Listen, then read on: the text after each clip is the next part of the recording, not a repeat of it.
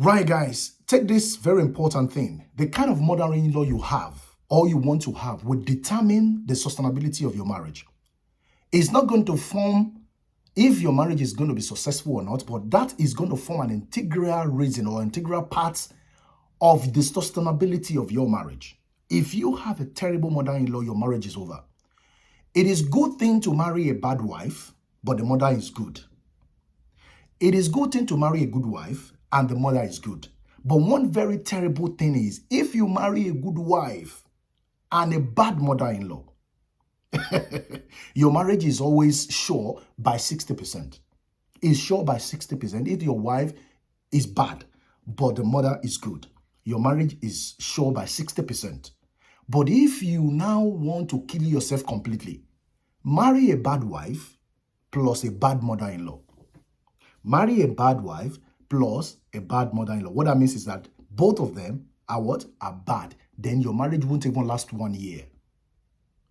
So what I'm trying to say in essence is that you will need to find out, you need to know the kind of mother-in-law you are having, you want to have. I mean, you are in a courtship, right? You're in a courtship. You definitely will be in a courtship before you get into marriage, right? That will give you an ample space of time. That will give you the opportunity to kind of know the kind of mother-in-law you are getting into, the kind of mother-in-law you're going to have in the nearest future. I don't need to begin to dish out to you that these are the characteristics of bad mother-in-law, these are the characteristics of good mother-in-law, because all of those characteristics could be hidden until you eventually get into the marriage before you begin to see them. But there are some characteristics that inevitably they cannot be hidden. You can always see. A good mother-in-law will always advise you on how to sustain your marriage, on how to progress on your marriage. But a bad mother-in-law, she's always going to be negative about the kind of clothes you wear as a wife. You are in your husband's house. She's always going to be negative about the kind of car you drive. The car is too flashy, this clothes is too this. She's always going to be against the kind of clothes you wear. She's always going to be against you on the kind of meat, the number of meat you put in your food. Those are samples, those are basic, critical examples of a terrible mother-in-law. She will never give you breathing space in your husband's house. She's always going to tell you, oh, come, I have spent XY amount of money on my son to graduate through the university.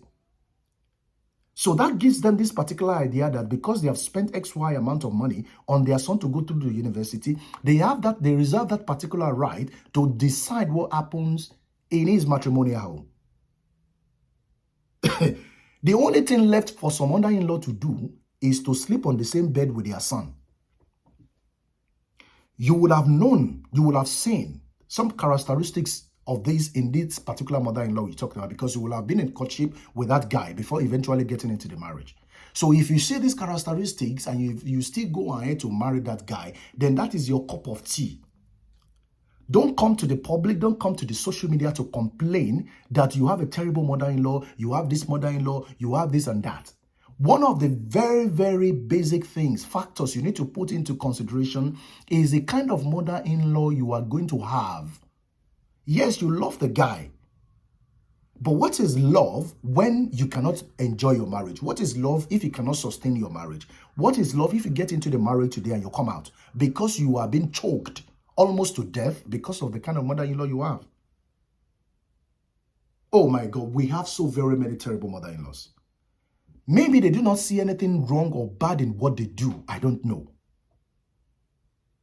Some mother-in-law as well, on the side of the ladies, right, can always give something to their daughters to infiltrate the food belonging to their husbands to eat. They can always tell their daughters what to do. Some mother-in-laws will even be asking their daughters how much the husbands collect. They will even try as much as possible to help them to dissipate, to help them to jot. Okay, if your husband earns $60,000 per annum or whatever, you know, this is the way we should spend it. If you can put 20,000 like this, you can put 5,000 like this. There are mother-in-laws like that. There are mother-in-law that do not care about how you work hard to get your money. All they want is that consistent remittance of some certain amount of money into the account, regardless of whether your family is okay or not. We have some mother-in-laws like that. And you have some mother-in-laws that are so very beautiful, they're so very good in the heart. Okay? They take your care and concern is their priority. The care and concern is their priority. They put that as number one. They feel so very bad. If you are spending too much on them, they will first of all want to ask you, have you eaten? Is your wife okay? Have you? Is your home okay? Is this okay? This and that. These are examples of good mother-in-laws. Some mother-in-law, they don't care whether all of these things you've done it or not. All they want is that certain amount of money be given to them every month, certain things be done for them, this and that. Some mother-in-laws want to believe that they own your matrimonial home. I'm talking about the wife now, the wife. If you marry her husband, if you have a husband, the mother of your husband is your mother-in-law, right? She wants to believe, or she has to believe, that she owns that home. After your husband, she wants to believe it's the second in line, and you are the third. Some mother-in-laws, right? You will prefer they don't visit you at all. Because they visit you for 2 days, it's like your life is over. Let alone come and be living with you. Some mother-in-law want to live in the homes of their son. They want to live in the matrimonial home of their son. But yet they are still very terrible. They are very, very terrible.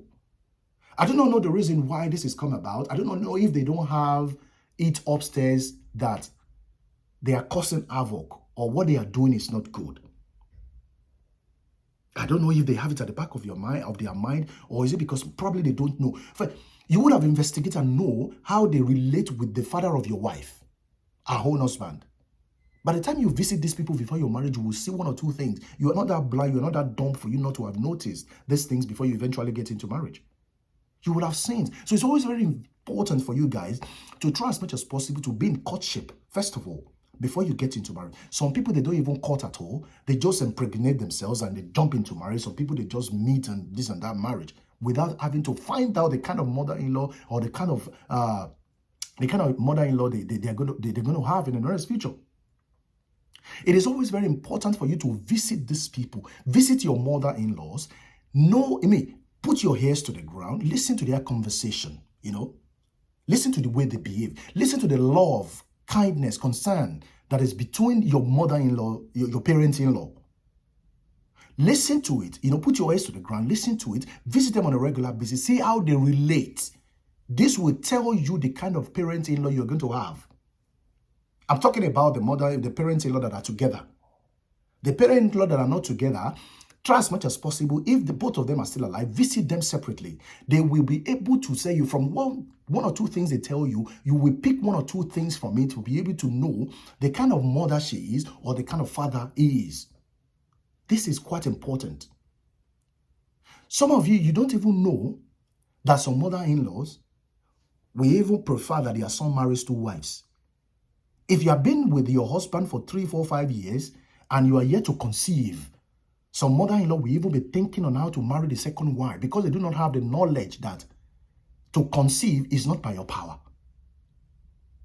So when you take your time to investigate to know this kind of mother-in-laws, you will be able to determine within you if you still want to go into that marriage or not. So if you eventually if you now decide to go into that particular marriage, then it's your business. Whatever you now face in that particular marriage, you just bear it. You bear it.